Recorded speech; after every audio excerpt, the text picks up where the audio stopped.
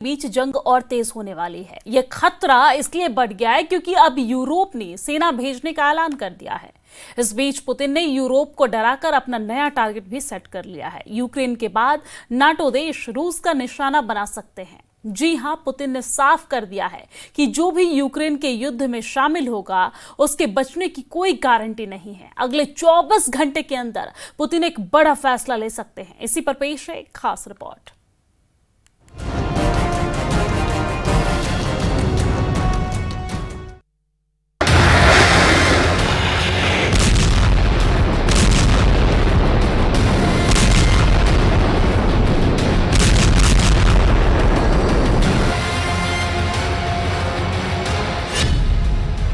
रूस और यूक्रेन युद्ध का सबसे खतरनाक पड़ाव।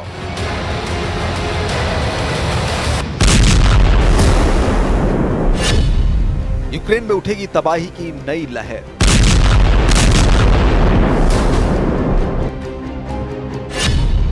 पुतिन की तैयारी अमेरिका और यूरोप पर भारी।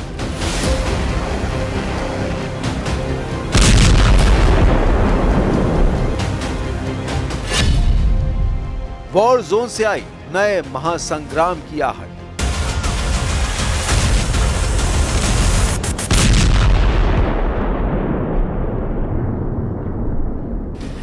रूस और यूक्रेन के बीच जंग अब उस पड़ाव पर पहुंच चुकी है जहां से वापसी का कोई रास्ता नहीं है। अगर कोई रास्ता है तो वो है किसी की जीत का या फिर किसी की हार का, क्योंकि जो तस्वीरें यूक्रेन के शहरों से आ रही हैं वो यही बता रही हैं कि अब पुतिन की सेना ने यूक्रेन के खिलाफ अपने मिशन को पूरा करने की तरफ कदम बढ़ा दिया है। यानी अभी तक जो जंग की तस्वीरें दुनिया देख रही थी उससे भी भयानक तस्वीरें आने वाली हैं। अभी तक रूस की सेना ने अपने बारूदी तरकश के जिन हथियारों को छिपा रखा था वो अब बाहर आने वाले हैं और ये तस्वीरें इसी तरफ इशारा कर रही हैं। रूस और यूक्रेन की जंग अब उस खतरनाक मोड़ पर है जहां हर अगला कदम विनाश की एक नई कहानी लिख रहा है। I do not even know what to say, honestly. I work at a local market. We know all the local people. They used to shop with us. I have no words. All those children, we watched them as they grew in front of our eyes. It is so difficult, really tough. I have no words to describe it.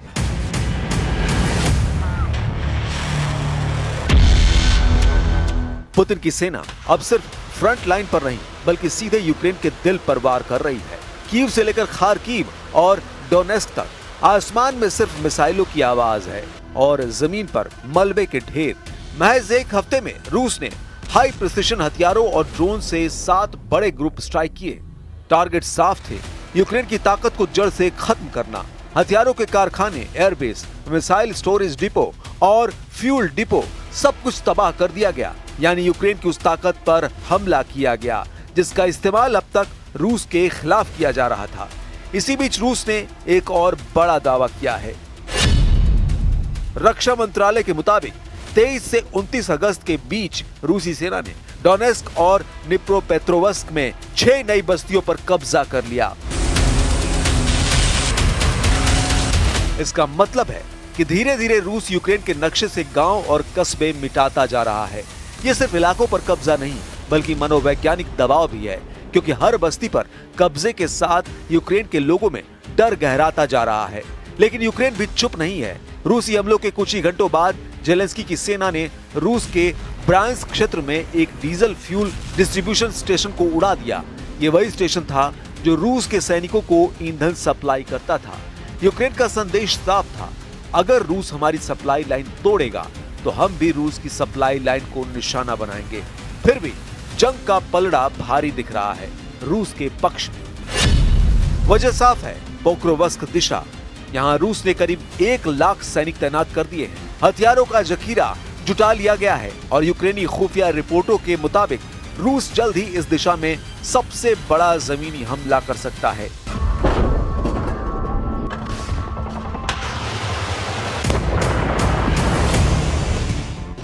Zelensky का दावा है कि front line broadly control में है, लेकिन उनकी चिंता छिपी नहीं रह गई। उन्होंने खुद माना पोक्रोवस्क में हालात बेहद चुनौतीपूर्ण हैं। ये वही इलाका है जहां से अगर रूस आगे बढ़ता है तो यूक्रेन के पूर्वी मोर्चे की डिफेंस लाइन ध्वस्त हो सकती है। ये सब मिलकर उस तस्वीर को और साफ करते हैं जिसका अंदेशा दुनिया को पहले ही है कि ये जंग अब रुकने वाली नहीं। रूस और यूक्रेन दोनों ही अपने अपने पत्ते पूरी ताकत से खेल रहे हैं। पुतिन ने अपने सैनिकों को तैयार कर दिया है और यूक्रेन अपने हर जवाबी वार में यह दिखाना चाहता है कि वो अभी भी जंग के मैदान में खड़ा है। लेकिन सच्चाई यही है, जंग में जीत किसी बयान से नहीं बल्कि हथियार से तय होती है। और इस वक्त रूस के हथियार, रूस की ताकत, रूस की रणनीति सब यूक्रेन पर भारी पड़ रही है। आने वाले दिन इस संघर्ष को और भी भयावह बनाएंगे, क्योंकि अब तक जो बम गिरे वो सिर्फ शुरुआत थी। असली महासंग्राम अभी बाकी है और शायद यही वजह है कि यूक्रेन के राष्ट्रपति वोलोदिमीर ज़ेलेंस्की को इस आने वाली महातबाही का पता चल चुका है। Те, що ми хочемо, щоб ці гарантії безпеки від країн Європи, ключових принаймні, і від Сполучених Штатів Америки були підтримані парламентами відповідно і Конгресом, так, ми хочемо юридично зобов'язуючі гарантії безпеки. Ми не хочемо Будапештський меморандум. Ми не хочемо Мінські угоди. रूस और यूक्रेन की इस भीषण जंग में अब सबसे बड़ा सवाल उठ रहा है, यूरोप और अमेरिका की भूमिका कहां है? क्या पश्चिम ने यूक्रेन को अकेला छोड़ दिया है?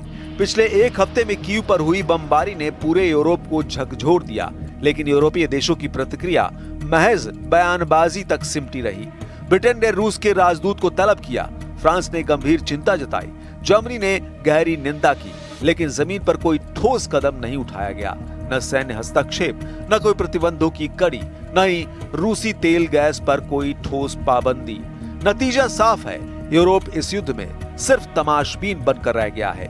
ट्रंप के अमेरिका की स्थिति और भी अजीब है। व्हाइट हाउस की बजाय ट्रंप की पॉलिटिक्स इस जंग पर हावी है। ट्रंप खुद कह रहे हैं, I am not surprised, not happy, लेकिन ये नॉट हैप्पी यूक्रेन की रक्षा नहीं कर सकता। ट्रंप बार बार दावा कर रहे हैं कि अगर वो सत्ता में होते तो रूस यूक्रेन की जंग 24 घंटे में खत्म कर देते। लेकिन सच्चाई ये है कि ट्रंप की इस बयानबाजी से रूस और पुतिन को ही फायदा मिल रहा है। दरअसल यूरोप और अमेरिका की नाकामी दो स्तरों पर साफ दिख रही है। पहला, सैन्य मोर्चे पर यूक्रेन लगातार हथियारों और गोला बारूद की कमी से जूझ रहा है। यूरोपीय देश वादा करते हैं, लेकिन डिलीवरी देर से होती है।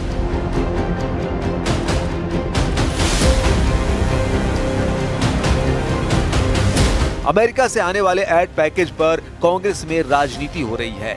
यही वजह है कि ज़ेलेंस्की बार बार कानूनी सुरक्षा गारंटी की मांग कर रहे हैं। यूक्रेन की नाकामी की दूसरी वजह भी समझिए, यह है डिप्लोमेटिक मोर्चा। पश्चिमी दुनिया रूस पर दबाव बनाने के लिए पूरी तरह नाकाम रही है। पुतिन लगातार हमला कर रहे हैं, नए नए इलाके कब्जा कर रहे हैं और यूरोप की चेतावनियों को खुलेआम नजरअंदाज कर रहे हैं। ब्रिटिश काउंसिल और ईयू दफ्तर पर हुए हमले इसका जीता जागता सबूत हैं। जब अंतर्राष्ट्रीय संस्थाओं तक पर हमले हों और फिर भी पश्चिम सिर्फ चिंता जताए, तो ये सीधे सीधे फेल्योर है। Домагатися миру через силу, цей термін він був озвучений президентом Трампом, ми його повністю підтримуємо. Неможливо сьогодні щось робити без припинення вогню. І те, що сталося минулої ночі, це є фактом. Я мав можливість навіть продемонструвати пану Віткофу фото, що сталося, фоторуйнування, загибель наших людей. Також ми говорили про те, що ми працюємо з нашими американськими і європейськими партнерами над гарантіями безпеки.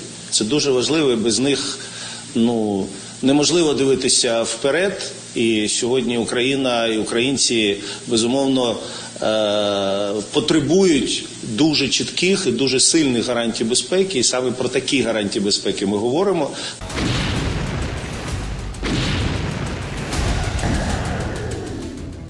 ट्रंप और यूरोप की ये कमजोरी रूस के लिए एक मौका है। पुतिन जानते हैं कि पश्चिम थक चुका है, अमेरिका अपनी राजनीति में उलझा है, यूरोप अपनी आंतरिक समस्याओं, इमिग्रेशन, इकोनॉमिक क्राइसिस और एनर्जी सिक्योरिटी से जूझ रहा है। ऐसे में अगर रूस यूक्रेन में और आगे बढ़ता है तो उसे रोकने वाला कोई नहीं होगा। यही वजह है कि आज दुनिया भर में नैरेटिव बन रहा है कि ट्रंप और यूरोप पूरी तरह फेल हैं।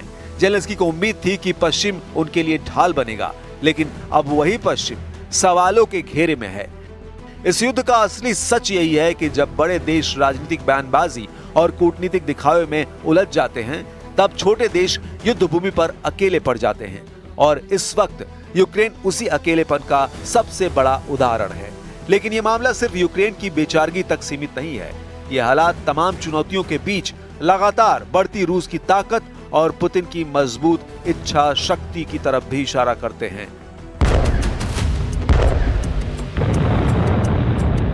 रूस यूक्रेन युद्ध के इस लंबे संघर्ष में एक सच्चाई अब साफ दिखाई दे रही है। पुतिन हर कदम सोच समझकर, रणनीति बनाकर और धैर्य से उठा रहे हैं। यही वजह है कि आज जंग के मोर्चे पर रूस का पलड़ा पहले से कहीं ज्यादा भारी है। पुतिन की सबसे बड़ी ताकत है उनका धैर्य और विजन। उन्होंने न तो युद्ध में जल्दबाजी दिखाई और न ही अपने संसाधनों को एक झटके में झोंक दिया, बल्कि उन्होंने यूक्रेन को धीरे धीरे थकाने की रणनीति अपनाई। एक तरफ रूस लगातार नई बस्तियों पर कब्जा कर रहा है, दूसरी तरफ वो अपनी ताकतवर मिलिट्री इंडस्ट्रियल मशीनरी को एक्टिव कर चुका है। रक्षा मंत्रालय की रिपोर्ट के मुताबिक सिर्फ पिछले 6 महीने में रूस ने मिसाइल और ड्रोन प्रोडक्शन में 40% तक की बढ़ोतरी कर दी है। इसका मतलब साफ है, जितना ज्यादा युद्ध लंबा चलेगा उतना रूस को फायदा होगा।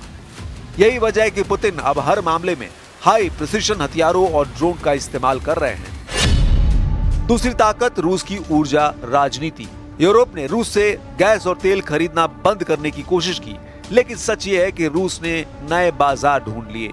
चीन, भारत और एशिया के कई देशों में रूसी ऊर्जा की खपत लगातार बढ़ रही है। नतीजा ये कि रूस की अर्थव्यवस्था न सिर्फ टिकी हुई है, बल्कि उसके पास युद्ध को लंबा खींचने के लिए पैसों की कमी नहीं है। पुतिन की तीसरी ताकत है उनका घरेलू मोर्चा। जंग लंबी खींचने के बावजूद रूस के अंदर पुतिन की पकड़ ढीली नहीं पड़ी। सरकारी आंकड़ों और पश्चिमी खुफिया रिपोर्टों के मुताबिक रूस ने पुतिन के समर्थन का ग्राफ 70% से ऊपर बना हुआ है। यही कारण है कि पुतिन अपने हर बड़े फैसले में बिना दबाव के आगे बढ़ पा रहे हैं।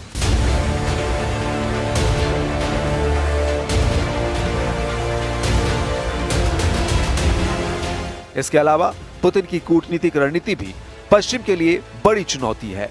ब्रिक्स देशों से लेकर ग्लोबल साउथ तक रूस ने लगातार अपने लिए समर्थन जुटाया है। अफ्रीका, लैटिन अमेरिका और एशिया के कई देश रूस को एंटी वेस्ट ताकत के तौर पर देख रहे हैं।